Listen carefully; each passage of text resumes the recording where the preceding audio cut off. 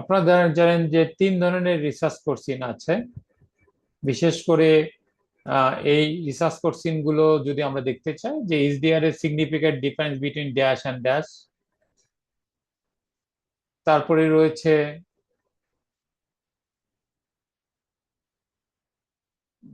রয়েছে what is the relationship between dash and dash. এরপরে রয়েছে to what extent can predict. অর্থাৎ প্রথমটার মধ্যে এটা নাল বা অল্টারনেটিভ হাইপোথিসিস এর মতো there is a relationship between এই আর এই ভেরিয়েবল গুলোর মধ্যে আদৌ রিলেশনশিপ আছে কিনা বা কোন ধরনের রিলেশন থাকে সেটা প্রেডিকশন করা যায়। অর্থাৎ বিভিন্ন ধরনের পেরিমিটার বা সিস্টেমেটিক অর্গানাইজ ওয়েতে করা যেতে পারে। সাধারণত সিগনিফিকেন্ট কোরিলেশনশিপ যখন করা হয় তখন টি টেস্ট, অ্যানোভা, অ্যানকোভা, ম্যানোভা এগুলো করা হয়। আর আর রিলেশনশিপ বিটুইন দুইটা ইন্ডিপেন্ডেন্ট ভ্যারিয়েবলের মধ্যে যখন করা হয় তখন পিয়ারসন আর স্পেয়ারসন আরও সেও করা হয়, অর্থাৎ র্যাঙ্ক কোরিলেশন এটা করা হয়। To what extent can predict এই রিলেশন, তখন linear regression, multiple regression, logistic regression বা ডিসক্রিমিন্যান্ট এনালাইসিস এগুলো করা যায়, যেগুলো আপনার স্ট্যাটিস্টিক্যাল কোয়ান্টিটেটিভ রিসার্চের ক্ষেত্রে। আমরা দেখেছি যে বিভিন্ন ধরনের research question start with good question দিয়ে শুরু হয়। যেমন আমরা বিভিন্ন লাইকেড স্কুল ইউজ করি যে তিনি সন্তুষ্ট কিনা, মোটামুটি সন্তুষ্ট কিনা, খুবই সন্তুষ্ট কিনা, না একদমই সন্তুষ্ট নয়। ঠিক ওই রকম আমরা প্যারামিটার বা ওয়েট স্কোর বা অনেক সময় স্কোরিং তৈরি করার চেষ্টা করি। তো গ্রেট রিসার্চ করছে উইথ গুড কোশ্চেন, ভালো প্রশ্নমালা দিয়ে শুরু করতে হয়, ভালো ধরনের গবেষণা।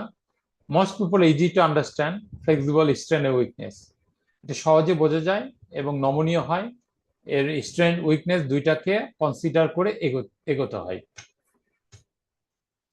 আমরা যদি স্কিনি কোশ্চেন গুলো দেখি, হ্যাভ সিম্পল অ্যান্সার, খুবই সহজ উত্তর এবং অ্যান্সার করা যায় মোটা থেকে একটা শব্দ বা সেন্টেন্সে, বা সেটা শুরু হতে পারে কখন ঘটেছিল ঘটনাটা, কোথায় ঘটেছে, কে ঘটিয়েছে বা কতটি ঘটনা ঘটেছে। তো আর নট গুড রিসার্চ করছেন এগুলো আসলে আমরা ইউজ করি, কিন্তু গবেষণার ক্ষেত্রে এগুলো শুধুমাত্র এই কটা ইউজ করলে হবে না, আরো অ্যাডিশনাল অনেক কিছু ইউজ করতে পারে। যার ফলে যদি এই 4টা কোশ্চিন দিয়েই শুধু থাকে পুরো প্রশ্নমালা, তাহলে এটাকে আমরা গুড রিসার্চ কোশ্চিন হিসেবে বলবো না। কিছু সাপ্লিমেন্ট কোশ্চিন আপনাকে এর সঙ্গে অ্যাডজাস্টমেন্ট করতে হবে বা ইনক্লুশন করতে হবে। হ্যাড কোশ্চিন, যেটা আসলে বলা যায় একটি স্মার্ট কোশ্চিন বা ভালো ধরনের কোশ্চিন। গুড রিসার্চ কোশ্চিন যেটা হতে পারে যে can not be answer in one sentence, এক এক বাক্যে বা উত্তর শেষ হবে না। Make you think of others, অন্যান্য প্রশ্ন সম্পর্কে চিন্তা করতে হবে। অফেন বিগিন উইথ, আপনারা শুরু করতে পারেন ওই যে আগে বলেছিলেন যে কে ঘটিয়েছে, কখন ঘটিয়েছে, কোথায় ঘটেছে, কতটি ঘটেছে। তাহলে এর উপর কজাল ইফেক্ট বা রিজন বিহাইন্ড দ্য ক্লাইম্যাক্স, ঘটনার প্রেক্ষাপটে কি ছিল, কেন ঘটেছিল, তখন আমরা কিন্তু আরো ডিটেলসে মানে অনেক গভীরভাবে পর্যালোচনা, ব্যাখ্যা, বিশ্লেষণ করে থাকি। যে ঘটনাটি ঘটেছিল এর সাথে কোন ধরনের ফ্যাক্টরস বা কোন ধরনের প্যারামিটার বা কোন ধরনের ইন্ডিকেটর এর সঙ্গে রিলেভেন্ট ছিল। ঠিক ওই হুইচ ডে, হাউ, কিভাবে ঘটেছিল, অর্থাৎ পুরা ইনসিডেন্টসটা একটা গল্প আকারে না হলে শর্ট সামারিজ করেও আনতে হয়। যার ফলে এগুলোকে বলা হয় ফ্যাট কোশ্চেন।